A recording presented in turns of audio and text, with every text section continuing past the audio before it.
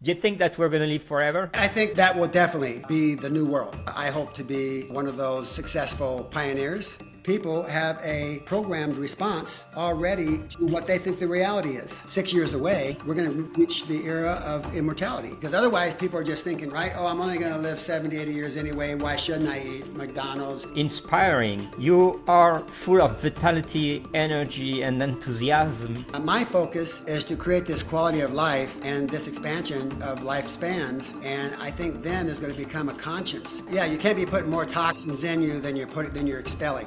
You destroy yourself. Let's jump into RAADfest.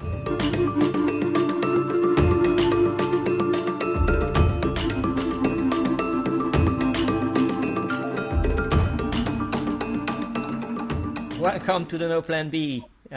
James, I'm so happy to have you today. Thank you for joining us.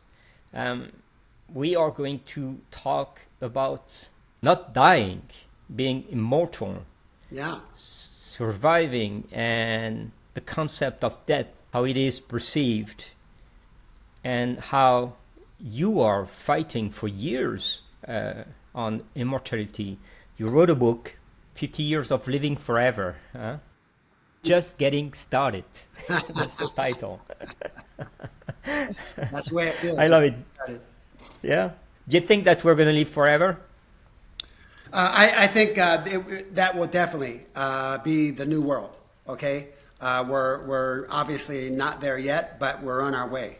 I hope to be one of those successful pioneers. You know, right? I mean, I think innately we all want to live, and many times we create what I call imaginary immortality because that's how much we want to live. We create, other worlds. We go to life after death, and I'm not criticizing anybody for that. I'm just saying that's the innate desire to not just want to perish and disappear, right? So everyone wants immortality. It just looks different ways. I am dedicated to ending, aging and death on this planet. When I was 11 years old, I asked my mom, I said, why can't we have heaven here on earth?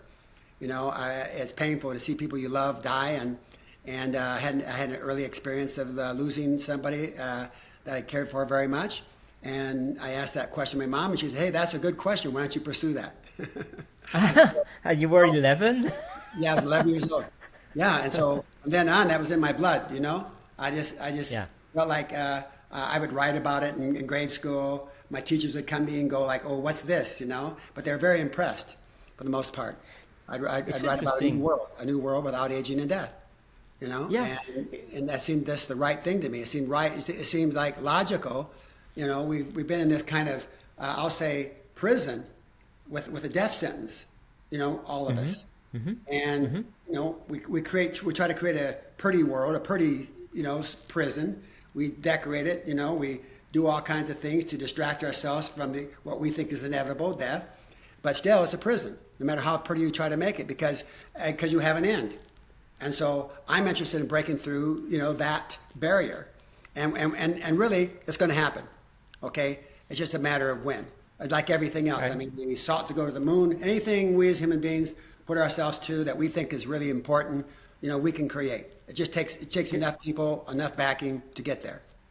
Yeah, it is. As a scientist, I would look at what you just said as a very tricky mission, because yes, maybe you can say that death or getting older is illness, and we can probably get rid of it. But to get rid of death, we need to stop fading away as we do, getting older, and our organs are getting older, or neurons are getting older, our biology in general is getting older. So we need to stop that and to even reverse it, like some people say that we could. And the whole concept of that is like immortality. So far, like you said, we're in a prison. For many people, it's an acceptance. It's the same acceptance as our monetary system and our politics. So you want to change that as a revolutionary thinker, and you have to be backed up by science to push in that direction. Yeah, so Dr. Aubrey DeGray, you probably know him, one of the, yes, very well. super longevity field, he created the concept of the longevity escape velocity. So this is a very important thing you brought up. I mean, that's what we're dealing with, deterioration. As the longer we're here, the more our bodies deteriorate. And so how can we get ahead of that?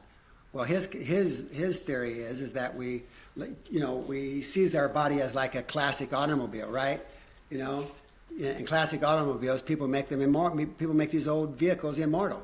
They refurbish them. They take it step by step and polish it all up. Next thing you know, that car that was maybe back in the 40s or 30s or whatever, they make it a forever car.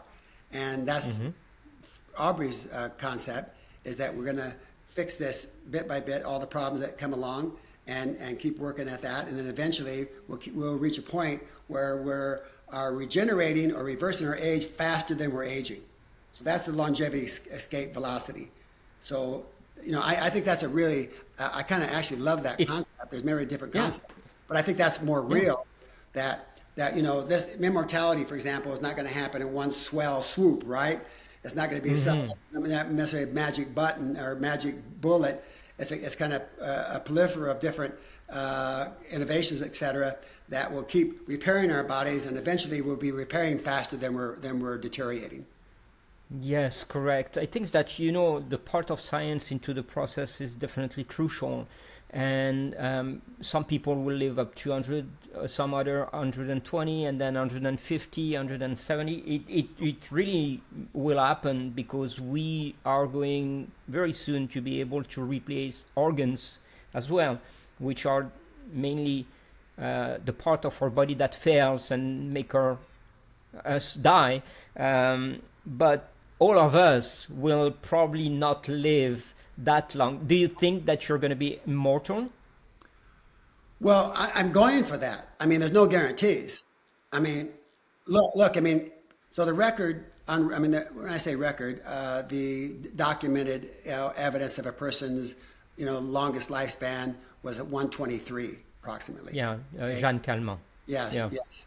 And so go past 123. Okay, for example, you've already broke through something, and if you get to 140, you're doing something. Again, this is about steps, right?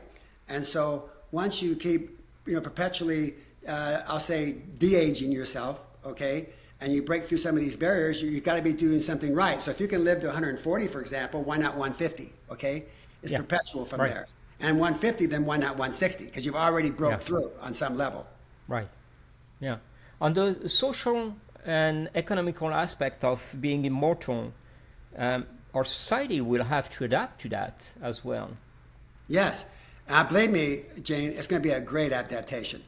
It's going to be what we've needed as a human race, because it's going to take us out of survival mode, which we kill each other, and we're constantly killing each other into the creative mode, all right? To the creative era.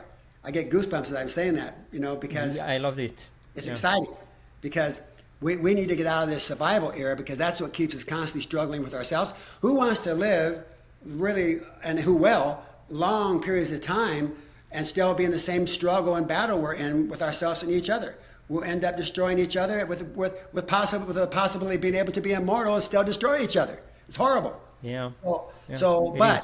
But by creating these, say, unlimited lifespans, even if it's an extra 50 years, we're going to start valuing human life more. Okay. Right now, the value of human life, things matter. As things, dirt, material, properties, countries that matter more than human life. Right now, that's the way it is, because in a sense they're immortal.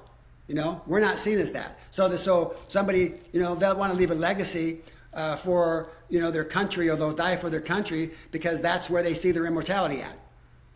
So by creating greater lifespans, we're going to automatically upgrade the quality and the value of human life. True. Let me put this in this perspective as well. Like, when we talk about immortality, it doesn't mean like if I shoot a bullet in your head, you're not going to die. When we speak about immortality, we're still going to be dying for stupid reasons. Yes. Correct. Yes, that's right. I mean, unless you're a bad shot and hit me just in the corner of my head or something. But Yeah. but, but no, We don't no, want that. you can still die, get hit by a bus, etc. I Right. do think what's going to happen though that's interesting, and we're already seeing this as the value of human life begins to increase. Okay, we're going to find ways to be less accident prone. For example, autonomous cars. Look, if we took everybody off the road driving their own car, we'd probably save at least No accident. probably save 40, 50,000 lives a year just here in the United States. Okay, people squawk about that. Okay, taking my liberty away. Well, hey, I could be doing better things necessarily than driving my car all the time. I could be sitting in my car reading a book, etc. But also think about it. You're gonna possibly save the lives of your children. You're gonna save the lives of meaningful people to you, much less the 50,000 people. Because it's gonna be, it's really human beings that create the accidents, right? Very few mechanical failures. And also, we're going to get less and less away from mechanical failures because of the value of human life. We're going to be more sure. You're already seeing this in many avenues with cars. You're seeing it also with airplanes now. More airplanes that, for example, are fail-safe, and you'll have many. So there'll be many things like that. But still, like you said, there's a possibility of having an accident and dying. But then maybe we'll take that ambulance into the future. Cryonics, for example. So that's just another extension, possibly, of our life. That maybe if we did have an accident, we can wake up 100 years from then or less by some innovation that will bring us back to life. And still follow the principle of Aubrey DeGray. That maybe in 100 years we're going to be more advanced. Exactly.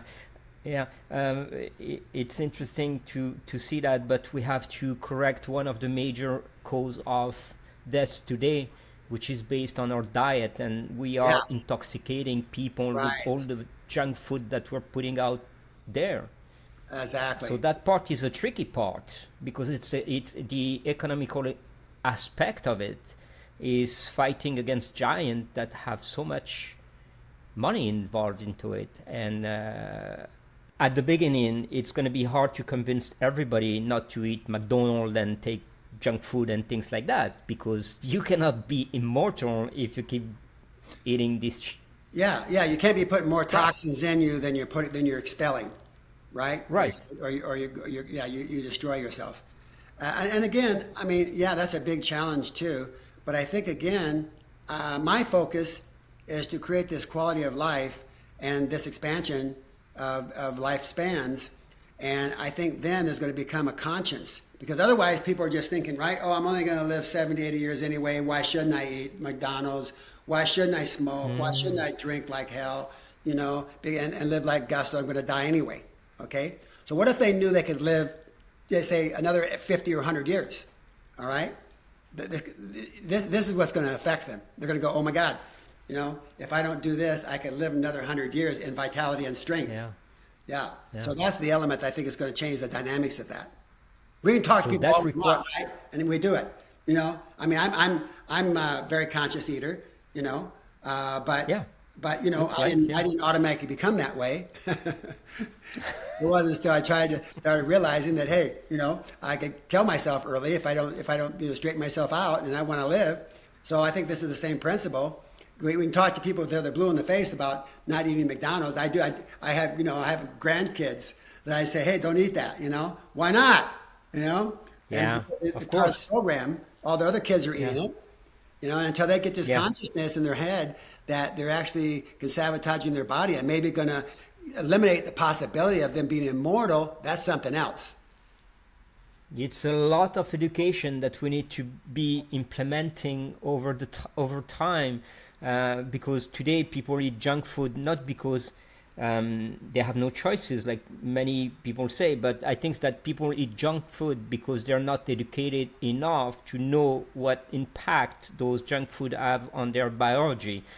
So it starts from there. It's like how many people do you know? Well, of course, in your entourage, you know many, but I would say, like, in the common of the mortal, how many people do you know that know how to breathe? It's a basic fundamental function of our biology, and we don't even educate our kids on, listen, you're stressed, breathe.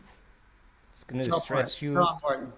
Yeah, I do breathing exercises all throughout the day, because we have a tendency in this world with stress to hold our breath. And I have friends that, like you say, that are still in the Immortal program. I sometimes say to them, I say, breathe, because they're always holding their breath, And I like that, the Immortal program. Yeah, yeah, Very cool. yeah. Yeah. But in your life, you've been fighting a lot for this immortality. Before we jump into RAADfest and all you do on that side, which is phenomenal. I've been to your last event. Before we deep dive into that thing, I just want to ask you a couple of questions in regards to immortality, the way that you are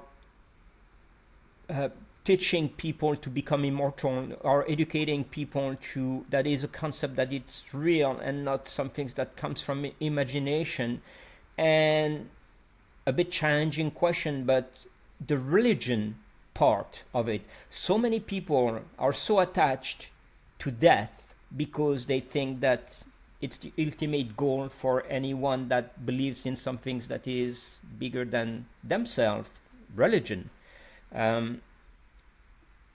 Would immortality avoid the existence of religion, or is it compatible to have both? What do you think? Wow, that's a really good one. That's a really good one. Yeah, I have quite a bit of feelings about that. It's going to, there's got to be I'll say an adjustment. All right. I mean, if you look at, I'm not religious per se, but if you look at, I have religious friends and so forth, and most all of them, one of the key things for them, okay, is that no matter what the religion is, they want to have some type of a surety that they're going to have an afterlife, right? Mm-hmm. I mean, that's a lot why they're into it, that they just don't want to feel like they're going to die and have nothing, so they're going to go to some paradise or heaven afterwards, okay? So that demonstrates to me right off the bat, okay, that again, there's an innate desire, all right, to live and not just become nothing, all right? So that's the religious friends I have. Of course, then you have the atheists, that, that's another side of it. But speaking of religion, I think that I had an experience a couple years ago. As you know, I've been working in this field for about 50 years. And I used to, when you say, how do I, get people to embrace immortality? I think that's one of your questions. Yeah. I used to kind of, I'd do anything. If I had to shake them, you know what I mean? Wake the hell up. Don't eat that way. Don't, change this mindset. And I made some strides in that, but it wasn't to the depth of what I really felt and wanted, to see happen, because it's almost like, again, trying to convince people of something that most of the evidence they have around them are contrary to that. Especially when I started 50 years ago, there was no science, to back up. No, it's true. Yeah, neuroscience didn't exist 50 years ago. No, we were talking about, I was going around the world talking about, immortality, we shouldn't die, all this stuff. And amazingly, we got a great response from a lot of people because, again, people wanted to hear that kind of sound, most of them. But at the same time, I didn't have any science to back it up. Okay? So I'm grateful today that in the last 10 years or so, there's all this science now coming out and pointing to the direction of everything we're talking about here. And, True. And making it more real in that context. Even though from the very beginning, in my experience, I felt the reality of this in my person, but again, had nothing to back it up totally, except for what I was feeling. Yeah. So now, a couple of years ago, I had this experience when you say around religion, okay? I was saying to myself, wow, to really live unlimited lifespan, it's going to take a lot more than any of us really understand, okay? It's going to take a lot more energy, a lot more resilience because of what you see around you, of people, your loved ones dying, you're living, they're dying. All these different emotions would have to go through. I said, I'm going to have to be, I felt strong, but I didn't feel the strength that I needed to kind of walk that path, the longevity path, right? So I thought I'd kind of go into a really meditation to myself And the short story is well, one night, I'm not religious per se, but I did always have a feeling about who Jesus was, only because I felt he was actually maybe one of the first immortals, okay? Or speaking about immortality, right? They crucified him. One speaking about, yeah. Yeah, speaking about it, you shall have everlasting life. And people thought he was speaking about the spirit life, but he already said very clearly he was talking about something new. The spirit life had been way before him for thousands of years. He was speaking physically. He says, touch me, you will see I am made of flesh and bone. So all that, I was always moved by him, because I was, like I said, when I was 11 years old, I was always looking for mentors in that respect. But anyway, I decided a couple years ago, I was, to watch some Netflix, get my mind off of this a little bit, because I was kind of in a travail about it. And then this show came up on Netflix, advertising, called The Chosen. I don't know if you got a chance to see it or not, but it's called The Chosen. No, it doesn't. Yeah, no, it's a crowdfunded story. It's the most original, I think, historically true as possible story of the walk of Jesus that I've ever seen. Okay, you might want to watch it. Very impressive. Okay, and so for that reason only, I started watching it. I didn't think about, I thought, at first I thought, is this some more religious propaganda? Or, what is this? Yeah, like you can see on Netflix. Yes. Yeah. So I started watching it, and wow, as soon as this actor who's playing Jesus came on, okay, I felt something in my body, energetically, all right?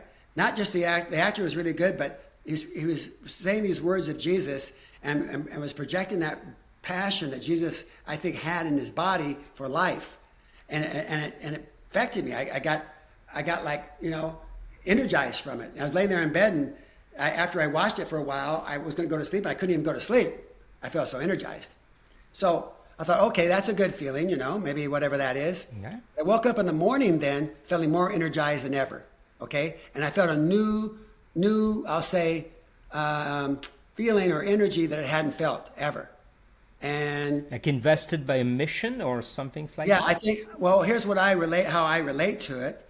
So, in essence, so this was 2 years ago, and this has just kept building in my body all the time. It's gotten better all the time. This I'll say life force in my body. So when I, started giving it, kind of reflecting like what had happened here, because it wasn't just like something that lasted 24 hours or a week. Yeah, it's just built in me, and I realized, and also I talked to some science friends about this, Dr. Michael Rose, who's a evolutionary biologist, and some others. And they said, hey, Jim, you tapped into that energy of Jesus, of who he really was before he was hijacked by religion. Okay. And really, it's like he said, I called it a bloodline. Dr. Rose said, it's not just it's not a bloodline, like it's a lineage. It's an immortal lineage that Jesus, actually was able to get to a place in his own body. I think this lineage was there before him, but he was the first man on that level, as we were talking about that. This is all conjecture, but of course. He was the first man that actually was embraced, okay, and was able to manifest the fullness of what this lineage, this immortal lineage potential is in the body, okay, that we all have. Possibly from the very first single-celled organism, okay? That potential was there. One of the theories is that that single-celled organism chose the propagation of the species over immortality, but it had a choice. But that seed was still there, okay? Interesting. So anyway, so I tapped into this immortal lineage that Jesus was and who he was, a new species. He wasn't like anybody else, okay? He was totally different, and he was proud of it. He made a decision to be who he was, and consequently, he was crucified for it. But he was who he was in the midst of it all, And because of who he was, standing up for you. Yeah, because who he was, I think he made in his passion and his that it's like kind of like the idea of Roger Bannister, who broke the 4-minute mile, and then after that, everybody else could break it, right? So Jesus broke this barrier and enabled us to have this breakthrough in our own body because it's there, all right? And that's what I tapped into, this immortal lineage. And it birthed me out of That's the only way I know how to put it. It birthed me out of this old, still mortal vehicle that I was still in. Okay, this mortal lineage. So I had a birth from mortal lineage to immortal lineage, and to me, that's the foundation of who we are, or what we need to be as immortals. We have to have a foundation that's based on immortality, not mortality. So it gave me a whole new energy. I can't stop expressing about it everywhere I go. At first, people were saying, "Oh, what are you doing? Going back into religion or whatever?" But once they got the gist of it, and I kept expressing about it, they began to understand, and they had transformational experiences themselves. Here at People Unlimited, everybody in the room now has had a transformational change. A huge change in their bodies, and been able to connect with themselves and one another in a way we never had before. So, and an energy that never had before, to be able to have the resilience, and the strength to really, walk this path. I'll use that term. Yeah. So that was, so when you ask me about religion per se, okay, I think there's a transformation to make, because I think it was that there was a big miss in that context across the board in religion of what it's supposed to mean, and what the definition of Jesus was, much less all these other avatars, you might say, down through time, that it has to do with the value of human life and the real caring for yourself and one another, not sacrifice and crucifixions. And he wasn't about death; he was about life. So that's the beauty of religion. They are open to interpretation, and and everyone can interpret the way that they want. But you have the right message is definitely the one you said. It's open to life at large. You said something that is very interesting to me. Walk the path of immortality. Is it requiring resilience, like you said, to be going all the way? Or because, once again, James, today there's many movements from the biohackers to the radical existentialist to Brian Johnson showing don't die. So several movements are in that direction of pushing the limits of the lifespan and the health span, both combined, okay? Right. But so far, today, it's very cultish or elitist on every movement. How would you like to put your vision of this immortality to become mainstream to everyone? Because this is the only way that we could, at large, succeed, is making immortality and survival to the end mainstream and available to everyone. Today, the Brian Johnson segment is rich people.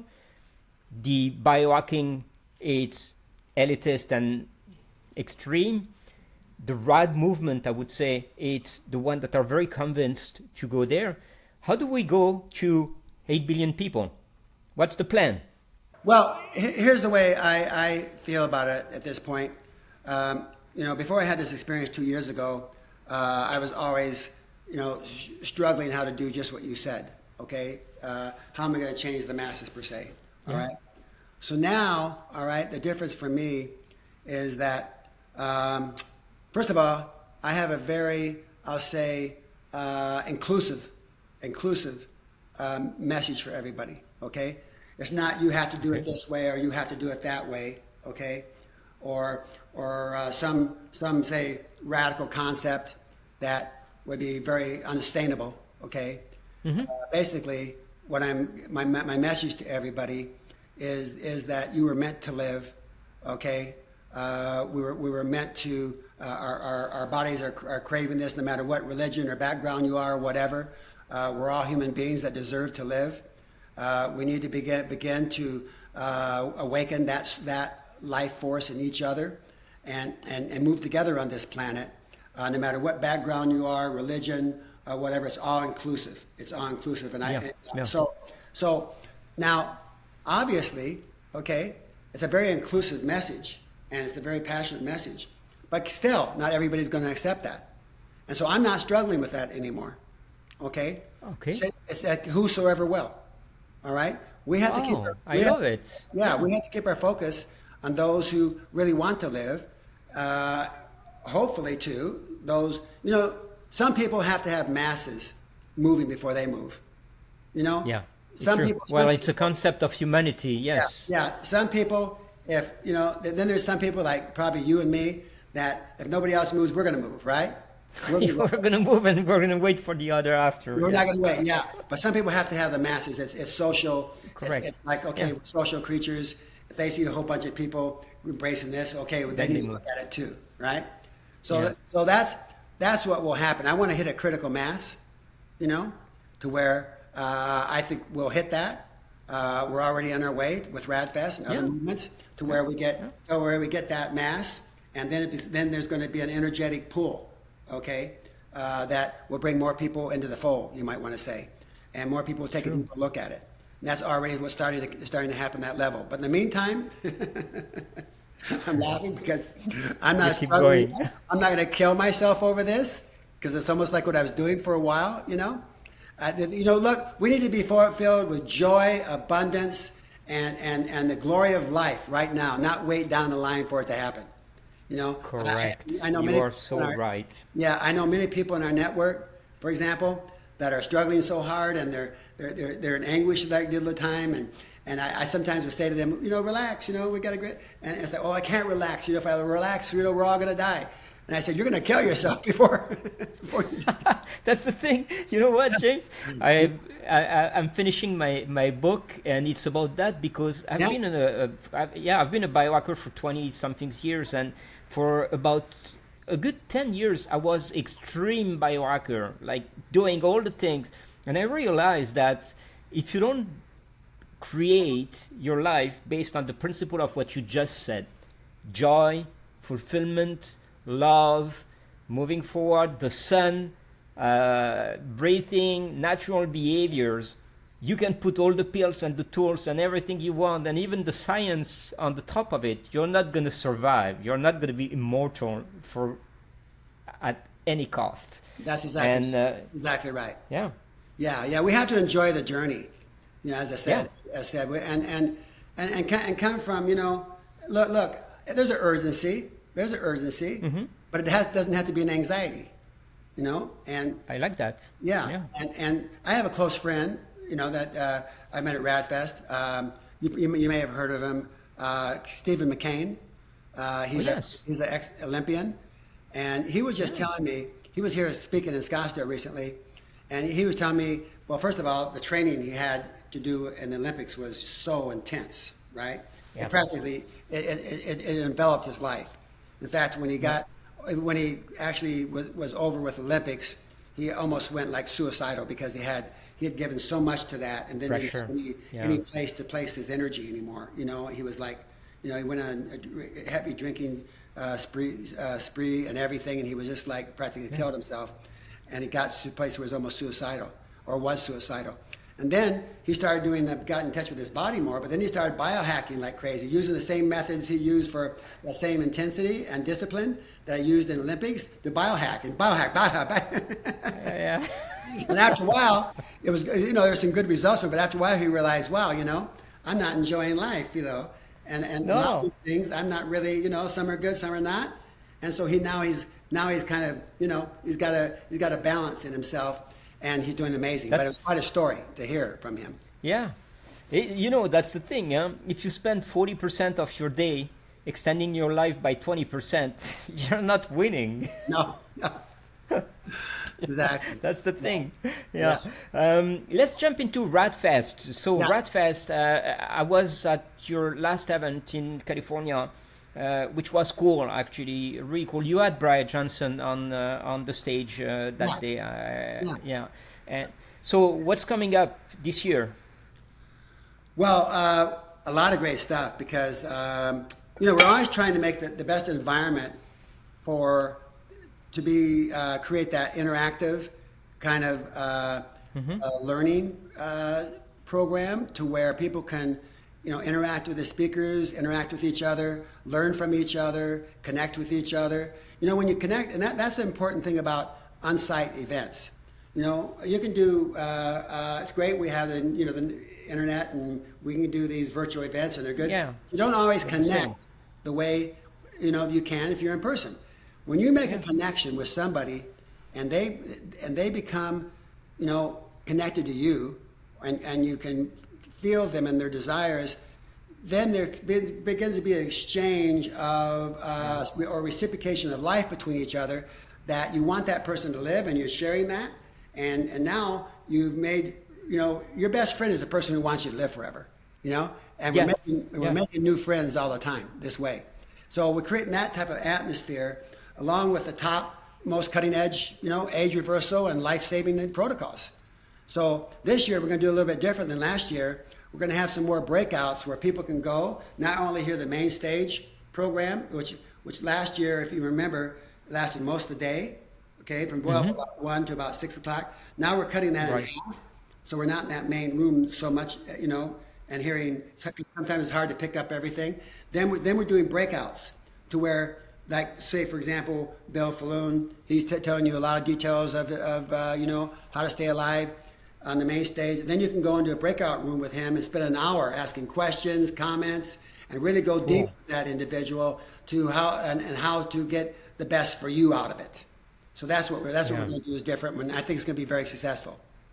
It will be. I spoke at the Live Long Summit in West Palm Beach, and for the first time it was interesting because from the main stage we had like round table, very tiny, with 15, 20, 30 people, maybe 50 maximum, exchanging face to face.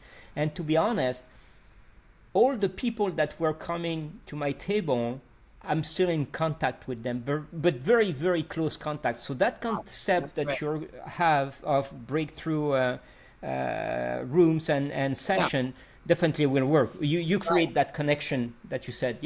I love it. When it's the next RAAD and where?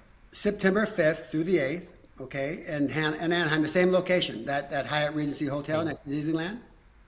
Yeah, very cool. By the way, just as another point, because Disneyland just a little ways away, and last year was Mickey Mouse's birthday, and he's immortal. So he's immortal, and Walt Disney got frozen, no? Yeah, so a bunch of us went to Disneyland after. I took our whole staff to Disneyland after the event, and we had a blast. So everybody's welcome to go with us this year afterwards if they want to. Yeah, I'll be there for sure. We're going to cover the events as we always do. Special guest speaker you want to pre-announce? Dr. Joe Cleaver. So he's going to be there. He's got some really extraordinary new interventions. He's told me basic concepts about it, but he says, I want to surprise you, Jim. So he's got some really great new, not only wellness protocols, but he feels like he's been working with Clotho and some other things to help stop aging, etc.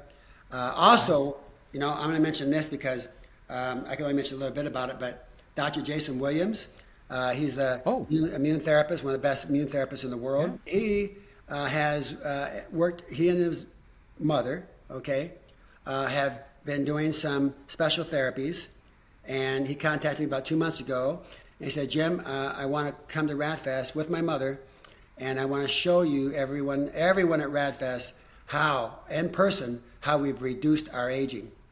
You're going to be surprised even how my mother looks now. We're going to have the before and after pictures. Yeah. And then I'm going to tell you how we did it. So that's pretty extraordinary. That's interesting. Yeah. I'm curious so that's to the see special that. thing about RAADfest, we're A4M, for example, is anti-aging, and they're good, and it's great. You learn a lot there. But RAADfest is the only event that actually focuses on, age reversal and super long. You since day one, since you're first, you've been always going in that direction. I would say that A4M for me is more like a big show where companies are talking to providers and doctors and nurse and practitioner. RAAD is to the common of the mortal, if I can say, coming there to become immortal. So that's a concept. Yeah, you need to keep going in that direction for sure. Yeah. Some people are scared about not dying, and if you go in the street and you ask this question to several people that are in the age of, I would say, between 45 and 60 something, and you say like, hey, how long do you want to live? And most of them will surprisingly answer you, I don't want to live more than 85, 90. Yeah. We need to change that concept. Yes. And because when you ask why, you know what the answer is? I don't want to suffer. Exactly. All they've seen is suffering. That's the only example. They've seen their, family and friends that age. It's horrible to see. It's horrible. It can make anybody feel that way. So you can't really blame them. And the program runs so deep for thousands of years that death has, it's inevitable. So, that's why I'm dedicated more than ever to get the message out that there's an alternative way and another road we can take. And my experience is that because I've had, friends like you have and associates in the world that say that very same thing. They want to check out before they deteriorate, or they they want to check out, yeah. Or they want to check out. Sometimes they'll even say, I'm ready to go anytime because I don't like this world, I don't like the world. Yeah. I'm in. And so, yeah, it's kind of a tragic thing to hear, right? I mean, it is, but based on what we know. Yeah, Jim, don't you think that it's because today pharmaceutical industry have made great efforts to keep us alive? Like 50 years ago, we were able to live to 68, 72. Now we go to 82, 85, according to different sources. But the last 10 years of the majority of people on this planet is suffering. They end up the last 10 years in hospital, home, sick, bed, and things like that. In the concept of immortality that you are bringing to this world, how are we going to get rid of this suffering 10 years?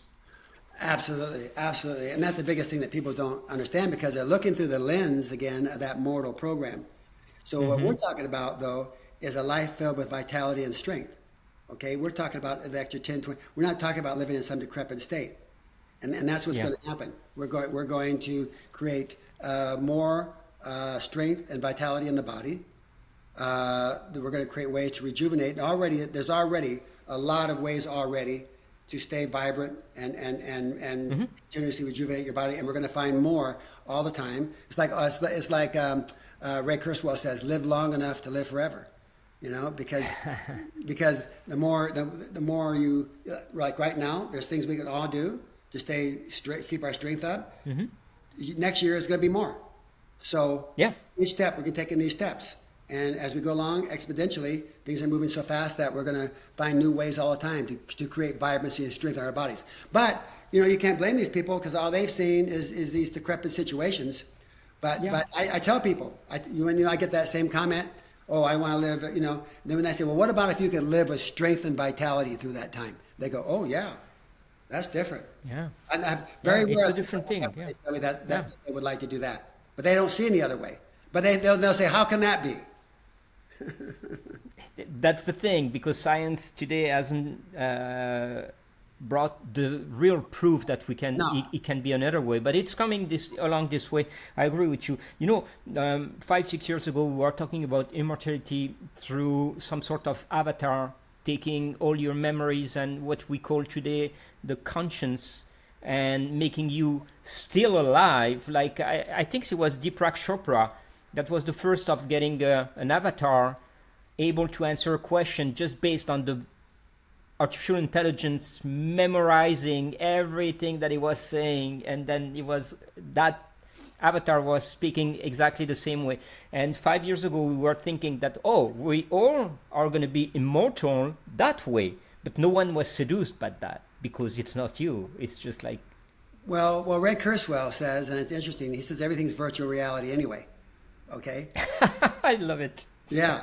So I mean, look, I heard a guy yesterday, and I was on NPR radio. He was being interviewed, and he's dying of cancer. Okay, he's in his last days, and he's created an avatar for himself, and he's programmed the avatar with his wife, and he'll be able to have conversations after he dies with his wife. Okay. Yeah.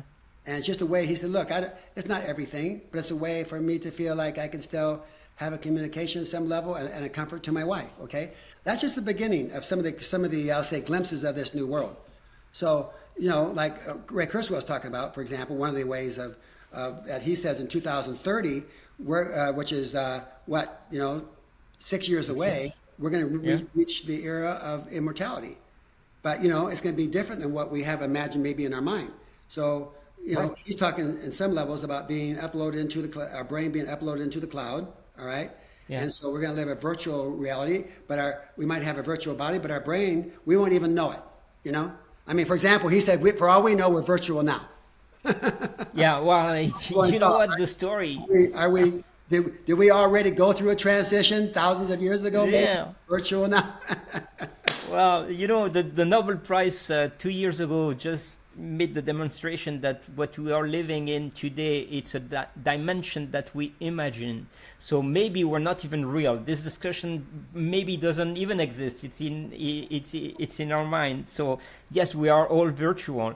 One of the things that I've been fascinated recently in terms of immortality was this concept. It's a great concept of science, of changing body.